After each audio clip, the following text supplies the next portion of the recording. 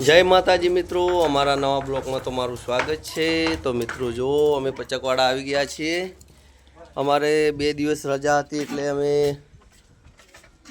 આજે આવ્યા છો અને જોઈ લો પરેશ સાઈડ ખોલી રહ્યા છે અને પરેશભાઈ અમારા પરેશભાઈ સાઈડ ખોલી રહ્યા છે।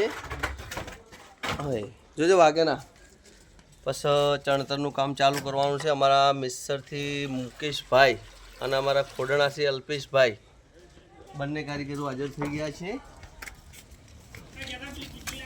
હા